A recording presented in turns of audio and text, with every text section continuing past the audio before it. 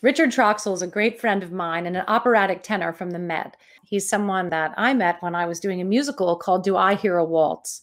And we've gone on to do other shows and concerts and another musical, Kiss Me Kate, together. He's a great friend. And what a voice. Oh, what a voice. This is a voice that should end the pandemic. This is a voice that we got to get this voice back on stage and back into my life and your life. Richard Troxell is a great person, and I'm very interested in what he has to say about the state of music. So this is Richard Troxell. I hope you enjoy our conversation.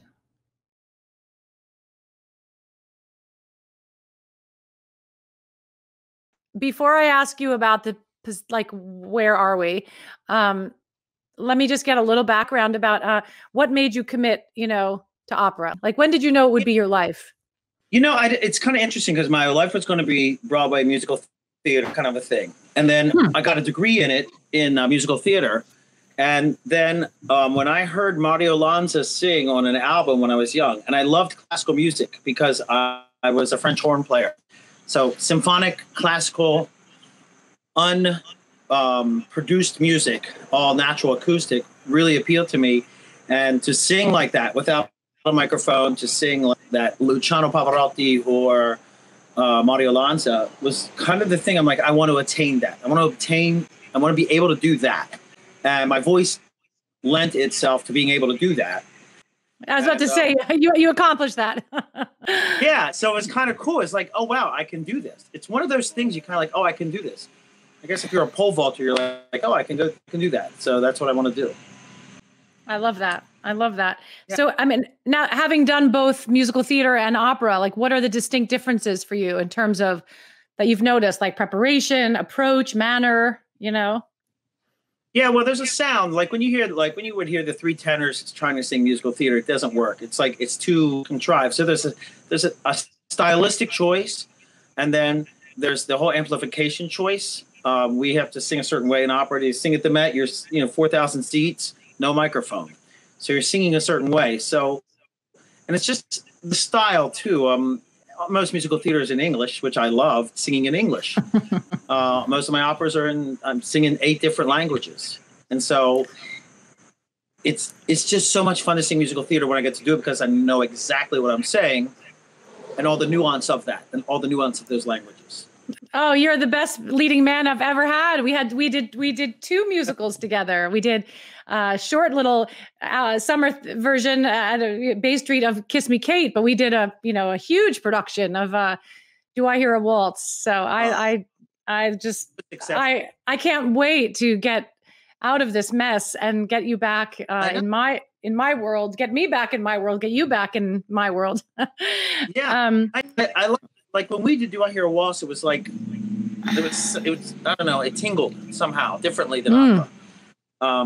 The music felt differently to me, and working with you felt differently because you work longer and harder in opera. You don't create character as much. It's so much about the voice sometimes, and not about, like you and I would work on, is there a comma here? Is there a semicolon here? It's so important because we wanted to communicate that. In opera, it's often done with how do you sing it? Like how's that? Well, we had Sondheim, which is a whole nother. Yeah. Yeah. I don't think we were as cuckoo about, the detail. Well, the details of Kiss Me Kate were more like to give each other, like just to go with spunk, to kind of just dive in there as 2 actors. I don't think we were analyzing every sentence in the state. We were looking to irritate each other, to make each other laugh, to do something surprising. Right. But I don't think we were picking at it to accomplish that, right? I didn't think of it that way. Yeah, it's different. No, I don't think it is picking, but I mean, I love to look at, like when we did Waltz, we're looking at the libretto and we're looking at every word and what does it mean and how's it going and and that's important. And I loved that process. Oh, me too. Me too. Yeah. I absolutely loved it. And that's what I miss now. I really do. Like we're talking about what I miss now. I miss the detail and the picking at stuff. I say picking, and I don't mean that in a bad way. I mean, like, let's really flush this out. And, I'm mowing my yard. How much can I talk about? Oh, look at the height of the grass. Oh, woohoo. I know. I know. Miss that. Like in the opera world, I was talking to some of my colleagues and friends, and they're like, to get up and sing a big operatic aria, I mean, it's hard to go in, go into your practice room and sing an aria, and you're just not inspired to do that. And I haven't sung. I sang one concert, but I haven't really sung since March. I'm not inspired to go into my studio and sing. It's weird. Yeah. Yeah. I can go in my bedroom and sing Children in Art, and it actually is kind of profound because it's interior and it's, the song still works in the strange interiority of quarantine and fear and ambivalent. A lot of it still sparkles, but I imagine singing, belting out Verdi is not really something you want to do in your closet. It doesn't. The music speaks to me. Last weekend, I sang this concert for Opera Delaware, and I sang Lenski's aria from Eugene Onegin, and then I sang Carmen, the big aria from Carmen. And but it has to be communicated to people. For me, whereas when you sing Sondheim, it sometimes works for you. Those words that he writes, they help me. When I sing for the camera, the camera and who's going to be on the other side of the camera, tonight or tomorrow or whenever. I can imagine. So backing up, when did you realize that the Met would be shut down and all the other places that you work? Like, it wasn't great because I had a contract with the Met for the month of May, April 9th to May 9th. And, that's our bread and butter. And March, 20 something, the Met made the announcement that they are closing their doors and basically closed until January 1st of 2021. And like all of us, that's it. That's it. No money, no work. And I don't blame anyone. I mean, what can you do? You have a contract, but they're like, it's closed. You can't do this. So that was closed. And then every contract I had just started disappearing. Did you know right away it was going to be till January? Did they say January? I thought they tried for a little bit, we'll see. But it was pretty quick. They then made the decision to say we're not opening, because some people said September, but then they said, no, we're not going to do it until January because their season goes from September till May. And then they said, no, it's over. So that means any contracts we had, they were lost. They were gone. Jesus. And everybody. Yeah. So, and I was supposed to actually right now, I would be going to Australia next month to do a Bravo cruise. As an opera Broadway cruise out of Melbourne. And of course, that was canceled. Another concert in October canceled. So. Right. So I guess I'll learn how to say, would you fries with that? That'll be my next song. Oh, I don't know. I just had my first Valentine's concert for 2021, postponed to 2022. Are these their numbers? I can't even see straight. Yeah, February 21 is canceled to 22. That just happened this week. So I'm so confused, but I was working this summer. I did master classes with musical theater singers, and I really could feel like young people are having they're going to lose so much time in their development as well. I mean, if I were a young singer just starting out, I probably would be in the practice room learning all this new rep, because the way we were, you learn all this rep ahead of time and you learn whole roles. And then you tell somebody, I can sing this role. I can sing the Duke in Rigoletto. I can sing Alfredo in Traviata. And then they look at you for that role. In theater, musical theater, it's a little different, I mean, are people using the time to learn? Is that what you're saying? Or are they leaving the business? Some of them are, and I think some are working in that. But again, it's hard to be inspired. You don't have a coach or a teacher there to work with you. It's doing that thing on a camera like we're doing. And as we all know, you can't have two people talk at the same time. So when you're singing, you can't interject while they're singing. To teach and coach, very difficult. Yeah, it's so artificial. Totally. I just watched Good Will Hunting the other night with my son and Lisa. And in Good Will Hunting, Matt Damon's character, he knows all this information, right? And then Robin Williams says to him, okay, you know everything about the Vatican. You know everything about the Michelangelo's, the David, but do you know what it smells like in the Vatican? Do you know what the food tastes like right outside the Vatican? He said, no, and that's what we're missing. I don't get to smell a practice room. I don't get to be standing next to someone and smell their perfume, or to get a sense of all of that sensory. They're gone. Yeah. Yeah. That's such a good point. One of the other leading men that I've adored my whole life, this particular actor, I won't say his name, but he's just moved to Montana and he's building fences. He's completely changed his life. I guess he had some reason to move to Montana, some opportunity, and he's building fences and he's doing a whole nother, this is a fine musician. He plays a classical instrument as well as a great singer, been on Broadway nonstop. Yeah. And he doesn't live in the city anymore and he's building fences. Yeah. I'm outside building stuff all the time. And luckily I grew up in a farming community. So I have other talents besides singing, and I build stuff, I repair stuff, I have a tractor, I do all kinds of stuff. You always did that. Yeah, and so I'm not bored, but I am, sorry, my battery, it might die. I might have to plug this in. Well, if we die, we die. I'll try to go quicker. What are some of the models of recovery in your business? Describe the concert you just did. How did you get back on a stage? The concert was amazing. Opera Delaware in Wilmington, Delaware. Great company, small company. And they have their own rehearsal facility. They have a big warehouse in Wilmington. And on that warehouse side of the building is a big fire escape. Comes down 3 stories. And there are landings on the fire escape and a parking lot. So they have people come and you reserve a parking spot. And you put your lawn chair in there with your people that you're quarantining with. And you buy a parking spot. And then you come out and we perform on the fire escape. Oh my God. With a microphone. I mean, we had to use a microphone, but, and you could hear it for quite a while. It was wonderful. It was a wonderful experience. And so people were being creative that way and pushing like that. Did you hear about the Philharmonic and this truck that's going around? Oh no. There's a truck that's got 4 classical musicians and an opera singer, and they're just going to pop up all throughout Brooklyn and New York City without telling you so that they don't draw a crowd. And they're going to just spontaneously perform for 15 minutes, and then they're going to keep moving. So this is the Philharmonic.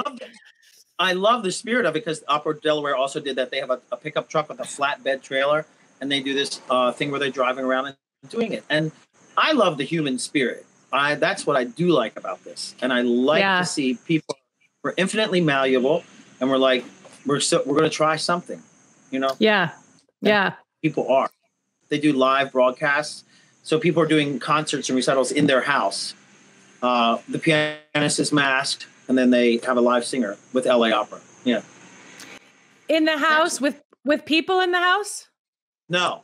The concert is filmed. You're in your house, in your studio with the pianist, and then it's a live feed like we're doing, Yeah, live stream. Yeah, I did one in my house with the piano player somewhere else. Oh, wow. Yeah, I did a live concert with Seth Rudetsky. He was somewhere else, and we streamed live music, and we simultaneously made music. It was so high tech. It was amazing, and we got a great crowd. And I did feel like live performance, although I was in my living room. I was literally right there. Oh, nice. So yeah.